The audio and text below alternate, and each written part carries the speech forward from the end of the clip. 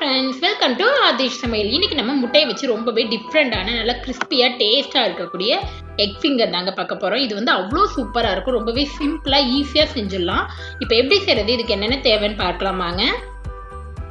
இப்போ egg finger செய்கிறதுக்கு நம்ம முட்டை ரெடி பண்ணிடலாம். அதுக்கு இங்கே ஒரு பவுலில் 4 முட்டை உடச்சி ஊற்றிக்கலாம். நான் இன்னைக்கு 4 முட்டை எடுத்திருக்கேன். உங்களுக்கு எத்தனை முட்டை தேவையோ நீங்கள் அந்த அளவு எடுத்துக்கலாம். இப்போ 4 முட்டையை நம்ம உடச்சி ஒரு பவுலில் சேர்த்துக்கலாம். இப்போ முட்டை எல்லாத்தையும் சேர்த்தாச்சு. இதுக்கு தேவையான அளவு உப்பு, ஒரு 1/4 டீஸ்பூன் அளவு உப்பு சேர்த்துக்கோங்க. ஒரு 1/4 டீஸ்பூன் அளவு மிளகுத்தூள். இது ரெண்டையும் சேர்த்து விட்டு நல்லா மிக்ஸ் பண்ணி விடுங்க. முட்டையோட வெள்ளைக்கரு மஞ்சக்கரு ரெண்டும் நல்லா ஒன்றா சேர்ந்து வரணும். அந்த அளவு பீட் பண்ணி எடுத்துக்கலாம். இப்போ முட்டையை நல்லா பீட் பண்ணி எடுத்தாச்சு. இதை வேக வைக்கிறதுக்கு நம்ம பாத்திரம் ரெடி பண்ணிடலாங்க. நான் இன்னைக்கு பேக்கிங் டின்ல தான் இதை வேக வச்சு எடுக்க போகிறேன். நீங்கள் வந்து இதில் தான் வேக வைக்கணும் அப்படின்றதுலாம் இல்லை. எந்த பாத்திரத்தில் வேணாலும், சில்வர் பாத்திரம் எதில் கூட வேணாலும் நீங்கள் வேக வச்சு எடுத்துக்கலாம். இதில் வந்து லைட்டாக எண்ணெய் வந்து நல்லா ப்ரஷ் பண்ணி விட்டுருங்க. இப்போ இதை நல்லா எண்ணெய் வச்சு ப்ரஷ் பண்ணியாச்சு. இதில் நம்ம ரெடி பண்ணி பீட் பண்ணி எடுத்து வச்சுருந்தா முட்டையை ஊற்றிக்கலாம். இப்போ இதை வந்து நம்ம வேக வச்சு எடுத்துலாம். நம்ம இட்லி பாத்திரம், கடாய் எதில் வேணாலும் வேக வச்சுக்கலாங்க. நான் அன்றைக்கி வந்து கடாயில் வேக வைக்க போகிறேன். கடாயில் கொஞ்சம் தண்ணி ஊற்றி ஒரு 1/2 லிட்டர் அளவு தண்ணி ஊற்றிருக்கேன். அதில் இந்த மாதிரி ஒரு பிளேட் வச்சுக்கோங்க. இந்த மாதிரி பிளேட் இல்லை அப்படின்னா நார்மலாக நம்ம சாப்பிட்ற பிளேட், சின்ன பிளேட்டாக கூட நீங்கள் வச்சுக்கலாம். தண்ணி வந்து இப்போ நல்லா கொதிக்க ஆரம்பிச்சிருச்சு. இதில் நம்ம முட்டையை ஊற்றி வச்சுருந்த டின்னை எடுத்து வச்சுக்கோங்க. இதை வந்து ஒரு மூடி போட்டு மூடிடலாம். இதை வந்து ஸ்லோ ஃப்ளேமில் வச்சுட்டு ஒரு 10லேருந்து 15 நிமிஷம் அப்படியே விட்டுருங்க. இது நல்லா வெந்து வரணும். நம்ம அதுக்கப்புறம் பார்க்கலாம். ஸ்லோ ஃப்ளேமில் வேக வைங்க. இப்போ இங்கே எனக்கு கரெக்டாக ஒரு 13 நிமிஷம் ஆயிடுச்சுங்க. முட்டை வந்து நல்லா வெந்துருச்சு. பார்த்தாலே தெரியும் உங்களுக்கு முட்டை வெந்திருக்கா இல்லையான்னு. ஒரு கத்தியை வச்சு குத்தி பாருங்கள். நல்லா ஒட்டாத வந்துருச்சுன்னா முட்டை வந்து வெந்துருச்சுன்னு அர்த்தம். இப்போ முட்டை வந்து சூப்பராக வெந்துருச்சு. இதை வெளியில் எடுத்து வச்சிடலாம். இது ஆறட்டும். அதுக்குள்ளே நம்ம இதுக்கு தேவையான பொருட்கள் எல்லாத்தையுமே ரெடி பண்ணிடலாம். ஃபஸ்ட்டு இங்கே ஒரு குட்டி பவுல் எடுத்துருக்கேன். இதில் ஒரு முட்டை எடுத்துக்கலாங்க. இது எதுக்காக அப்படின்னா அந்த முட்டையை வந்து நம்ம டிப் பண்ணி எடுப்போம். அதுக்காக தான்.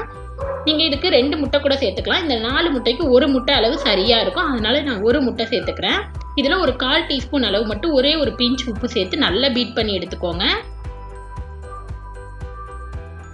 இப்போ முட்டையை நல்லா பீட் பண்ணியாச்சு. இது ரெடி ஆயிடுச்சு. இதுக்கு தேவையான பிரெட் கிரம்ஸ் இதெல்லாம் நம்ம ரெடி பண்ணிடலாம். இங்கே ஒரு பவுலில் பிரெட் கிரம்ஸ் வந்து நான் எடுத்திருக்கேன். இது வந்து நம்ம பிரெட்டை வந்து மிக்சியில் போட்டு நல்லா பவுடர் பண்ணி எடுத்துக்கோங்க.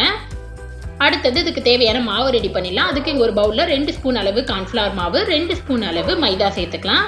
சோள மாவு கண்டிப்பாக சேர்க்கணுங்க. அப்போ தான் நமக்கு நல்லா கிறிஸ்பியாக இருக்கும். 1/4 டீஸ்பூன் அளவு உப்பு, கொஞ்சம் சில்லி ஃப்ளேக்ஸ் சேர்த்துக்கலாம். உங்ககிட்ட சில்லி ஃப்ளேக்ஸ் இல்லைன்னா மிக்சியில் வரமிளகாவை போட்டு நல்லா பவுடர் பண்ணி சேர்த்துக்கோங்க. இப்போ இது எல்லாத்தையும் நல்லா மிக்ஸ் பண்ணி விட்டுருங்க. அவ்வளோதான், நமக்கு மாவு ரெடி ஆகிடுச்சு, பிரெட் கிரம்ஸ் ரெடி ஆகிடுச்சு, முட்டை ரெடி ஆகிடுச்சு. இப்போ முட்டையை வந்து நம்ம கட் பண்ணி எடுத்துடலாம். வேக வச்சு எடுத்து வச்ச முட்டையை. இப்போ 3மே நமக்கு சூப்பராக ரெடி ஆகிடுச்சு. இனிமேல் முட்டையை ரெடி பண்ணிடலாம். இப்போ முட்டைங்க வந்து நல்லா ஆறிடுச்சு. நம்ம என்ன சைஸில் கட் பண்ணணுமோ அந்த மாதிரி கட் பண்ணிக்கலாம். நான் இன்றைக்கி வந்து கொஞ்சம் நீல வாக்கில் கட் பண்ணி எடுத்துக்க போகிறேன்.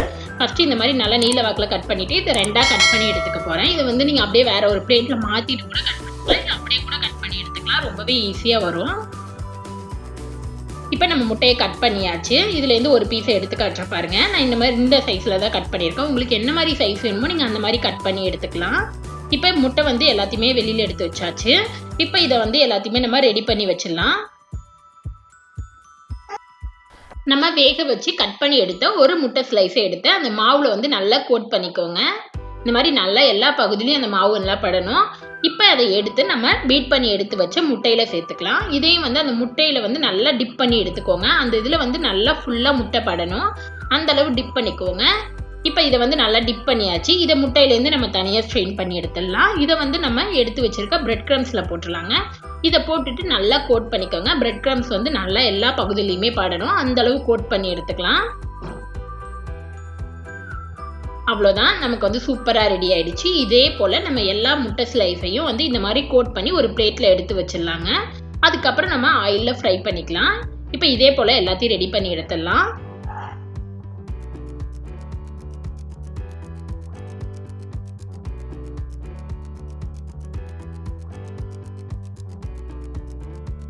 இப்போ இங்கே எண்ணெய் வந்து நமக்கு நல்லா சூடாக இருக்குது. இதில் நம்ம கோட் பண்ணி ரெடி பண்ணி எடுத்து வச்சுருந்தா முட்டை ஸ்லைஸை ஒவ்வொன்றா சேர்த்துக்கலாங்க. அடுப்பை கொஞ்சம் மீடியம் ஃப்ளேமில் வச்சுட்டு நல்லா ஃப்ரை பண்ணிக்கலாம். இது வந்து நல்லா கோல்டன் ப்ரௌன் கலருக்கு வரணும். அடுப்பை நம்ம ஹை ஃப்ளேமில் வச்சோன்னா சீக்கிரம் கலர் வந்துடும். நமக்கு கிறிஸ்பியாக இருக்காது. இது கிறிஸ்பியாக இருந்தால் தான் நமக்கு டேஸ்ட் வந்து ரொம்பவே நல்லாயிருக்கும். ஸோ அடுப்பை மீடியம் ஃப்ளேமில் வச்சுட்டு நல்லா ஃப்ரை பண்ணி எடுத்துக்கலாங்க. இப்போ பாருங்கள் நல்லா செவந்து வந்துருச்சு. நல்லா அவ்வளோ சூப்பராக கிறிஸ்பியாக இருக்குது, பார்க்கும்போதே தெரியும்.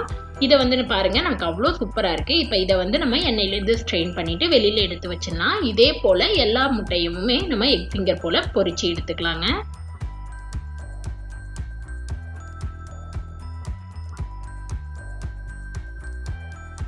அவ்வளோதான், நம்மளோட எக் ஃபிங்கர் சூப்பராக ரெடி ஆகிடுச்சு. இது வந்து நல்லா அவ்வளோ கிறிஸ்பியாக டேஸ்ட்டாக ஒரு ஈவினிங் ஸ்நாக்ஸாக கண்டிப்பாக செஞ்சு கொடுங்க. குழந்தைங்க எல்லாருக்குமே ரொம்ப பிடிக்கும். ட்ரை பண்ணி பார்த்துட்டு எப்படி இருந்துச்சுன்னு மறக்காத கமெண்ட்டில் சொல்லுங்கள். உங்களுக்கு இந்த வீடியோ பிடிச்சிருந்துச்சுன்னா மறக்காமல் சப்ஸ்கிரைப் பண்ணுங்கள். நெக்ஸ்ட் ஒரு நல்ல ரெசிபியில் உங்களை பார்க்குறது வரைக்கும் பாய்.